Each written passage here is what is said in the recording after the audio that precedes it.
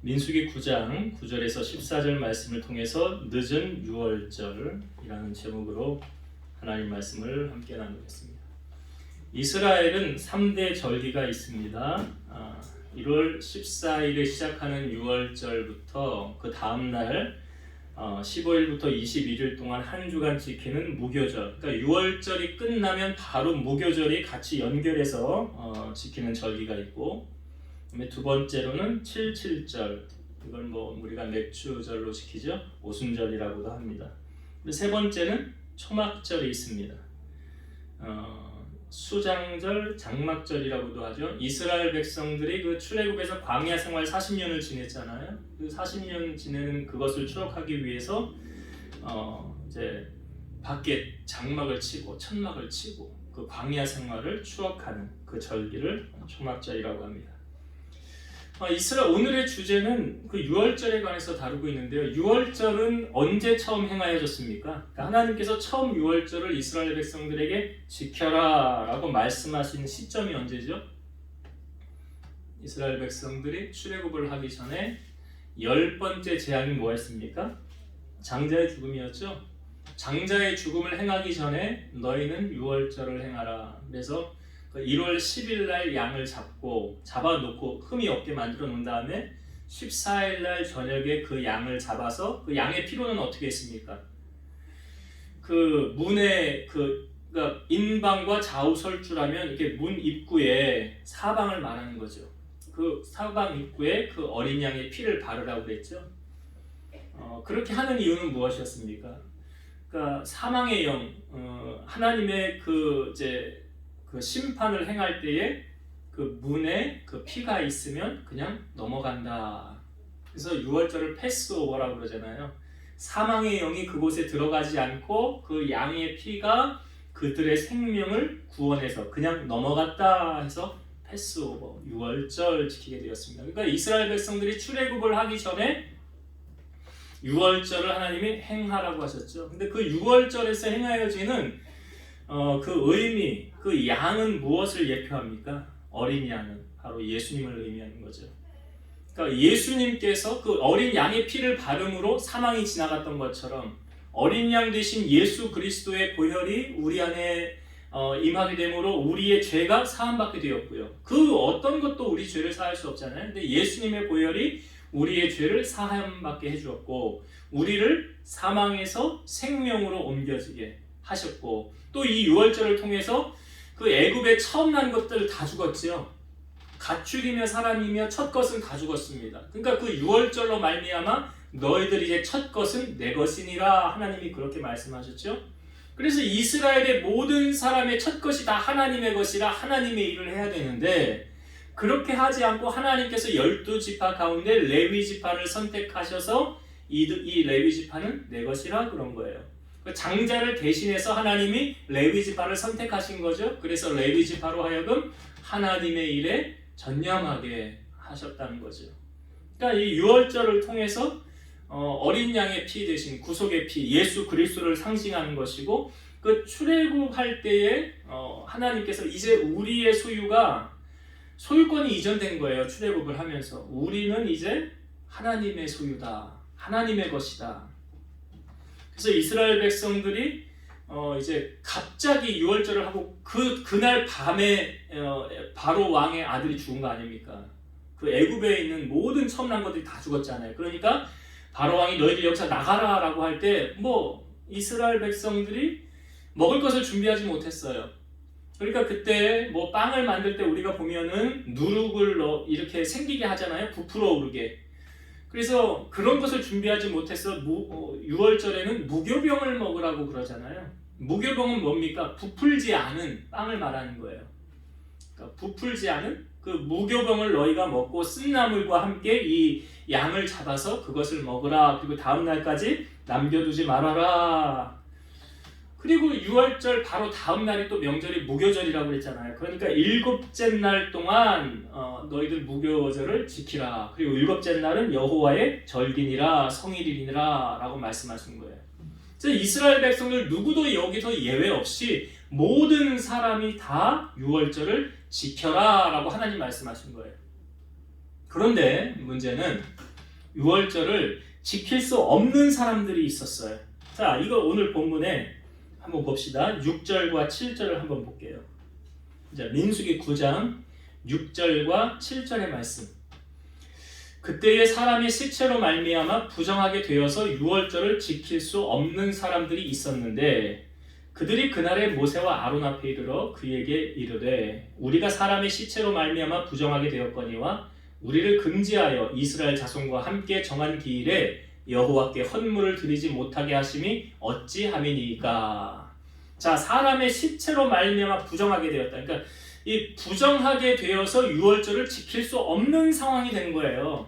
그러니까 이 사람들이 우리가 유월절을 지키고 싶지 않아서 안 지킨 게 아닙니다.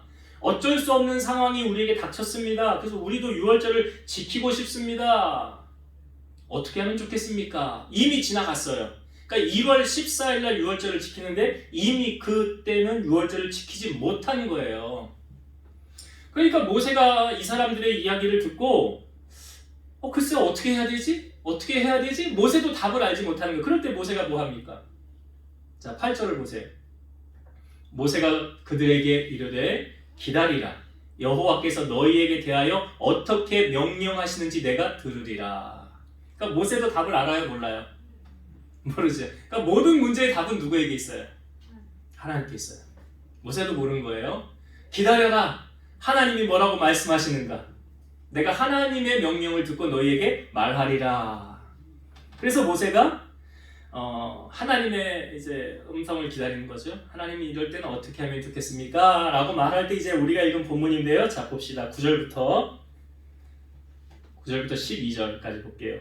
여호와께서 모세에게 말씀하여 이르시되 이스라엘 자손에게 말하여 이르라. 너희나 너희 후손 중에 시체로 말미암아 부정하게 되든지 먼 여행 중에 있다 할지라도 다 여호와 앞에 마땅히 유월절을 지키되. 여기 유월절을 지켜라 라고 말하고 있죠. 근데 1월 14일 날 유월절을 못 지킨 사람들은 이렇게 하래요. 자, 11절. 둘째 달 14째 날 해질 때에 그것을 지켜서, 그 유월절을 지켜서. 그러니까 처음 유월절은 1월 14일 날 지키는 건데 이때 못했으면 다음 달 둘째 달 14일에 지켜서 어린 양과 무교병과 쓴 나무를 아울러 먹을 것이요 아침까지 그것을 조금도 남겨두지 말며 그 뼈를 하나도 꺾지 말아서 유월절 모든 율례대로 지킬 것이니라. 하나님이 어떻게 하라고 말씀하십니까? 1월 14일 날 유월절 못 지켰냐? 그러면 2월 14일 날 유월절 지켜라. 유월절 지켜라.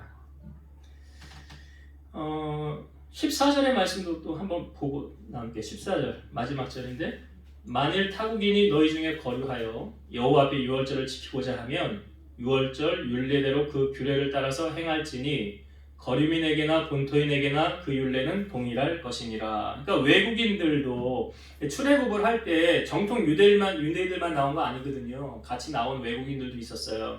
그들도 유월절 지키고자 하면 어떻게 하래요? 같이 지키게 하라. 그러니까 이 말씀을 통하여서 하나님은 모든 사람에게 균등하게 기회를 다 주셨더라. 우리가 나라는 찬양 우리가 나눌 때 그 후렴 부분에 공평하신 하나님이 그러잖아요. 하나님 참 공평하시구나. 모든 사람에게 다 기회를 주시지 않습니까? 디모데전서 4장 2절 보면 하나님은 모든 사람이 구원을 받으며 진리를 아는 데에 이르기를 원하시느니라. 이게 하나님의 마음이에요. 그 누구도 구원을 받지 못하는 걸 원하지 않으신대요. 그래서 성경에 보면 하나님이 세상을 이처럼 사랑하사 독생자를 주셨으니 이는 그를 믿는 자마다 멸망하지 않고 영생을 얻게 하려 하심이라. 하나님이 그 아들을 세상에 보내신 것은 세상을 심판하려 하심이 아니요 그로 말미암아 세상이 구원을 받게 하려 하심이라. 그러니까 우리가 나중에 다 하나님 앞에 다 서지 않을까요? 그때 하나님께서 너는 내가 너에게 기회를 주었는데 너는 왜 나를 믿지 않았느냐 라고 말할 때 저는 기회를 들은 적이 없는데 저는 복음 소식 들은 적이 없는데요 저는 예수 그리스도의 소식을 못 들었는데요. 그런 불상사가 생기지 않도록 하나님께서 모든 사람에게 다 공평하게 기회를 주신다는 거예요. 로마서 1장 19절 20절 이는 하나님을 알만한 것이 그들 속에 보임이라 하나님께서 이를 그들에게 보이셨느니라. 창세로부터 그의 보이지 아니하는 것들 곧 그의 영원하신 능력과 신성이 그가 만드신 만물에 분명히 보여 알려졌나니 그러므로 그들이 핑계하지 못할지니라. 그러니까 나 하나님 모르겠는데요, 하나님 못 만났는데요, 소식 못 들었는데요, 그렇게 못하도록, 핑계하지 못하도록 하나님이 하신다는 거예요. 그러니까 뭐냐면 아니 하나님은 없어 라고 말하는 사람은 실상은 하나님이 있는 걸 안다는 거죠. 그러니까 하나님을 알되 하나님을 영화롭게도 아니하고 감사하지도 않았다는 거죠. 시편 14편 1절 어리석은 자는 그의 마음에 이르기를 하나님이 없다 하는도다. 그들은 부패하고 그 행실이 가증하니 선을 행하는 자가 없도다. 그러니까 어리석은 자는, 악한 자는 하나님이 없다라고 말하지만 실상은 하나님이 있는 것을 알기 때문에 없다고 그러는 거예요. 있는 것을 알기 때문에 못하고, 그러니까 뭐냐면 이거는 인정하고 싶지 않은 거죠. 실상 있는 걸 알아요. 그러니까 지금 모든 사람에게 하나님이 균등한 기회를 주셨다는 거예요. 다 유월절을 지키게 하셨다는 거예요. 네, 안 나옵니까? 다 유월절을 지켜라 라고 말씀해 주셨어요. 그러니까 하나님은 공평하신 하나님이 맞죠? 그래서 1월 14일에 유월절을 지키지 못한 사람은 어떻게 하라고요? 2월 14일에 유월절을 지켜라. 이제 나옵니까? 네. 자, 그런데 이렇게 하나님께서 공평하게 기회를 주셨잖아요. 그럼에도 불구하고 지키지 않는 사람들이 있더라. 13절의 말씀을 한번 봅시다. 자, 오늘 9장 13절입니다. 그러나 사람이 정결하기도 하고 여행 중에도 잊지 아니하면서 유월절을 지키지 아니하는 자는 그 백성 중에서 끊어지리니 이런 사람은 그 정한 기일에 여호와께 헌물을 드리지 아니하였은즉 그의 죄를 담당할지며. 사람이 그 여행 중에도 아니고 그 시체를 만져서 부정하지도 않은 상태에서 유월절을 지키지 않는 사람은 어떻게 된대요? 백성 중에서 끊어질 것이다 그러잖아요. 이걸 현대어 성경에서 이렇게 옮겼습니다. 제가 읽어볼게요. 그런데 부정을 타지도 않고 또 여행 중이 아니면서도 유월절 잔치에 참여하지 않고 하나님께 예물을 드리지 않는 사람은 이스라엘 공동체에서 제거되리라. 그런 사람은 이스라엘 백성 가운데에서 추방되어야 한다. 자신이 저지른 죄값을 당연히 받아야 한다. 그러니까 이런 사람들은 어떤 사람이에요? 할 수 있으면서도 안 한 거죠. 할 수 있으면서도 안 한 거예요. 어떠한 이유로도 이거는 용서받을 수가 없다. 자, 여기 유월절이라는 부분을 놓고 우리가 이걸 주일 성소로 한번 적용을 해볼까요? 자, 주일 성소는 해도 되고 안 해도 된다. 아니다, 꼭 해야 되는 것이다. 어느 게 맞죠? 신명기 5장 12절에서 15절 내 하나님 여호와가 내게 명령한 대로 안식일을 지켜 거룩하게 하라. 엿새 동안은 힘써 내 모든 일을 행할 것이나 일곱째 날은 내 하나님 여호와의 안식일인즉 너나 내 아들이나 내 딸이나 내 남종이나 내 여종이나 내 소나 내 낙이나 내 모든 가축이나 내 문 안에 유하는 객이라도 아무 일도 하지 못하게 하고 내 남종이나 내 여종이나 너같이 안식하게 할지니라. 너는 기억하라. 네가 애굽 땅에서 종이 되었더니 내 하나님 여호와가 강한 손과 편팔로 거기서 너를 인도하여 내었나니 그러므로 내 하나님 여호와가 내게 명령하는 안식일을 지키게 할지니라. 그러니까 안식일을 지켜라는 누구의 명령이에요? 사람이 세운 법입니까? 아니요. 모세가 십계명 얻으러 갔을 때 거기 돌판에다가 하나님이 직접 써준 거예요. 안식일을 기억하여 거룩히 지켜라. 그러니까 여기 유월절하고 좀 비교해서 제가 말씀을 드리는 것은 저기 지금 유월절 못 지키는 사람은 할 수 있으면서도 안 한 거잖아요. 그러니까 안식일을 지킬 수 있으면서도 안 지키는 사람은 어떻게 될까요? 그에 대한 상당한 대가를 하나님이 지불하게 하시는 거예요. 그러니까 하나님이 정상 참작을 다 하시는 거예요. 지금 유월절 제목이 왜 늦은 유월절이냐? 1월 14일 못하는 사람들에게 2월 14일 지키라고 하나님이 새로 정한 법이기 때문에 그래요. 그러니까 우리가 예배에도 우리 공예배 있잖아요. 공예배는 일주일에 딱 3번 드립니다. 뭐죠?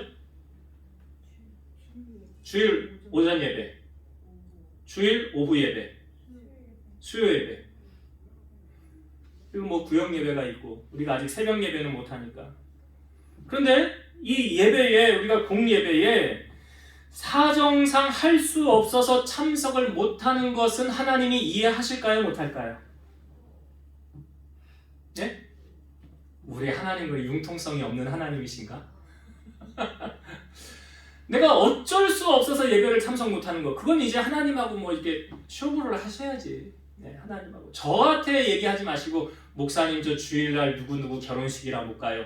목사님 저 주일날 병원 가야 돼서 못 가요. 수요일날 병원 가야 돼서 못 가요. 이런 일 생겨서 못 가요. 저한테 얘기하지 마시고요. 하나님한테 얘기하시고 허락을 받으세요.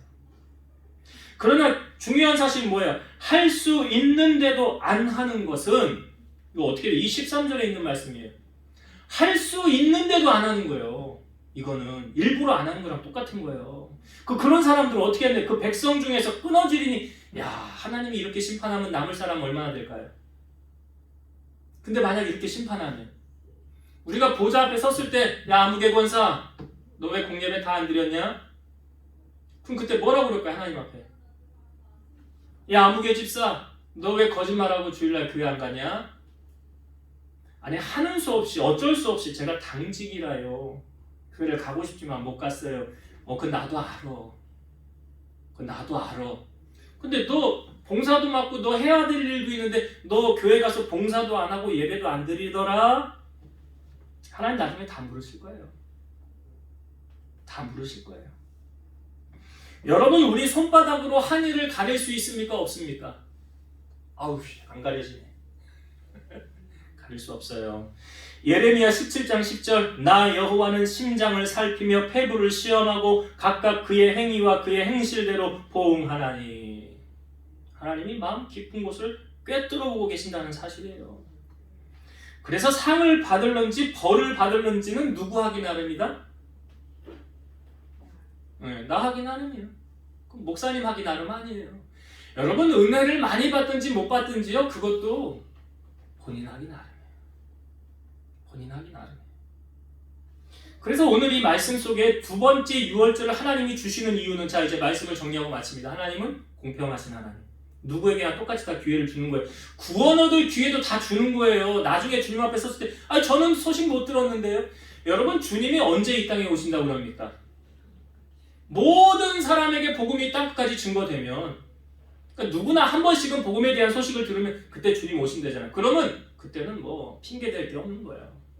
지금 들은 사람도 너 그때 누구 통해서 복음 전에 들었잖아. 너 아무개 목사한테 들었잖아. 너 누구 집사한테 복음 들었잖아. 할 말이 없는 거죠. 핑계치 못하는 일. 그러니까 하나님은 공평하신 하나님이라는 거. 두 번째 유월절을 통해서. 그러니까 이 공평하신 하나님이 또 다시 이렇게 기회를 주시는 것은 무엇입니까? 우리로 하여금 하나님이 기뻐하시는 예배자로 살라는 거 아니에요. 유월절을 빗대서 제가 예배를 넣었지만 하나님은 예배자를 찾으신대잖아요. 그리고 그가 행한 대로 갚으신다고 하지 않습니까? 그러니까 해도 되고 안 해도 되는 건 물론 있어요. 내 자유의지 하나님이 주셨어요. 그러나 그거에 따르는 상과 벌은 내가 행하기 나름이야. 내 결과물 내가 받는 거예요. 그래서 하나님도 정상 참작을 하시는구나. 두 번째 유월절을 주시면 어쩔 수 없이 못하는 사람을 하나님이 그래도 다시 한번 기회를 주셔서 하게 하시는구나. 우리 하나님 얼마나 사랑 많으세요. 그러나 악한 사람들은 그렇게 두 번째 기회를 주면서까지도, 여기 13절 말씀, 정결하기도 하고 여행 중에도 잊지 아니하면서 지키지 않는 거는 뭐예요? 끊어진다. 절대 하나님의 복을 받을 수 없어요. 그러니까 우리가 하나님 앞에 의무적인 부분, 내 의무를 다 해야지. 하나님 앞에 내가 맡은 것, 내가 다 하면서, 하나님, 내가 이렇게 조건부적이긴 좀 그렇지만 내가 이렇게 하나님 앞에 이쁜 짓 하고요, 봉사하고요, 헌신하고 기도하고 말씀대로 살려고 하잖아요. 그러니까 나 도와주세요. 그럼 하나님 안 도와주시겠어요? 근데 이것도 안 해, 저것도 안 해, 예배도 빠져, 내 맘대로 살아, 말씀대로 순종도 안 해, 그러면서 위기가 닥쳤을 때 하나님 나 도와주세요. 넌 내가 보니 내가 시킨 건 하나도 안 하더라. 하나님 돕겠어요? 하나님 공의의 하나님이세요. 공의의 하나님. 자기가 행한 대로 심은 대로 거두게 하시는 거예요. 그래서 오늘 이 두 번째 유월절이라는 이 말씀 속에서 우리가 하나님 앞에 어떻게 행하는 게 복을 받고 어떻게 살아야 가는지를 유월절을 통해 알려주고 있어요. 이 말씀 잘 가슴에 새기셔서 바라기는 하나님이 보셨을 때 너는 참 복을 받을 자격이 되구나. 내가 너를 도와야 되겠다. 그런 인정과 칭함을 받는 우리 성도들이 다 되시기를 주의 이름으로 축원드립니다. 기도하시겠습니다. 살아계셔서 역사하시는 하나님, 오늘 이스라엘 백성들이 첫 번째 유월절을 지키지 못한 자들이 환경상 사정상 할 수 없어서 한 거였습니다. 그래서 하나님은 두 번째 유월절을 지키라고 하셨습니다. 늦은 유월절을 지키라고 하셨습니다. 그럼에도 불구하고 지키지 않은 그 사람들을 하나님께서 백성 중에 끊어진다라고 하셨습니다.